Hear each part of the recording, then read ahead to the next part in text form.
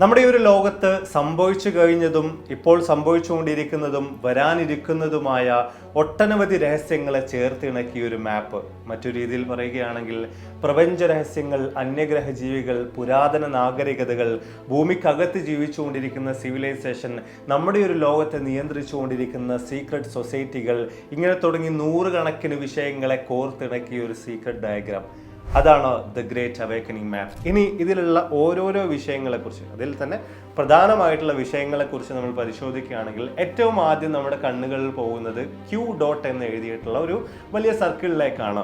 അഥവാ Q anion എന്നും അതിൽ നമുക്ക് കാണാൻ സാധിക്കുന്നുണ്ട്. ട്രംപിന്റെ പേര് പോലും ഈ ഒരു സർക്കിളിനകത്ത് നമുക്ക് കാണാം. ഈ ഒരു കാര്യത്തെക്കുറിച്ച് മാത്രമുള്ള വിശദീകരണങ്ങൾ നമ്മൾ പരിശോധിച്ച് നോക്കുകയാണെങ്കിൽ ലോകത്തെ മുഴുവൻ നിയന്ത്രിച്ചുകൊണ്ടിരിക്കുന്നത് ഒരു രഹസ്യ സംഘമാണ്. കാബൽസ് എന്ന് വിശേഷിപ്പിക്കുന്ന ഇവർ കുട്ടികളെ കടത്തുകയും സാത്താൻ ആരാധന നടത്തുകയും ചെയ്തു വരുന്നു എന്നാണ് പറയപ്പെടുന്നത്.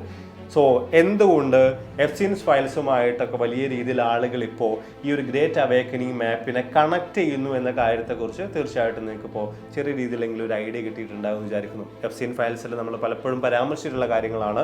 കുട്ടികളെ കടത്തുന്നു എന്ന രീതിയിലുള്ള കാര്യങ്ങൾ അതൊക്കെ തന്നെയും തെളിയിക്കപ്പെട്ടിട്ടുള്ളതുമായിരുന്നു.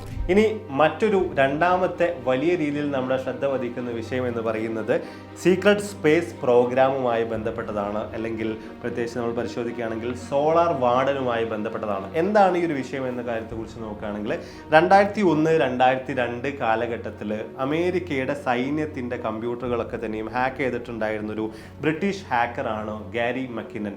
അദ്ദേഹം ആ ഒരു കാലഘട്ടത്തിൽ കണ്ടെത്തിയിട്ടുള്ള ചില വിചിത്രമായിട്ടുള്ള കാര്യങ്ങളിൽപ്പെട്ട ഒന്നായിരുന്നു ഈ സോളാർ വാർഡൻ എന്ന് പറയുന്നത്. അതായത് ഭൂമിയുടെ പുറത്ത് നമ്മുടെ ഭൂമിയെ സംരക്ഷിക്കാൻ വേണ്ടി ഒരു സൈന്യം തന്നെ നിലകൊള്ളുന്നുണ്ട്. ഈ ഒരു സൈന്യത്തിൽ മനുഷ്യരെ കൂടാതെ അന്യഗ്രഹ ജീവികൾ കൂടെ നമ്മളെ സഹായിക്കുന്നുണ്ട് എന്നാണ് ഈ ഒരു വിഷയം പ്രതിപാദിക്കുന്നത്. വിശദമായ രീതിയിൽ ഈ കാര്യങ്ങളെല്ലാം ചേർത്ത് വെച്ചുകൊണ്ട് നമ്മളൊരു ലോങ് ഫോം വീഡിയോ ചെയ്തിട്ടുണ്ട്. അതിൻ്റെ ലിങ്ക് ഞാൻ ഏതായാലും താഴെ ചേർക്കുന്നുണ്ട്. റിലേറ്റഡ് വീഡിയോ ആയിട്ട് നിങ്ങൾക്ക് ഇൻട്രസ്റ്റഡ് ആണെങ്കിൽ തീർച്ചയായിട്ടും ഒന്ന് കയറി കണ്ടു നോക്കൂ. അപ്പോൾ മറ്റൊരു ഇൻട്രസ്റ്റിംഗ് വീഡിയോയിൽ വീണ്ടും കാണാം.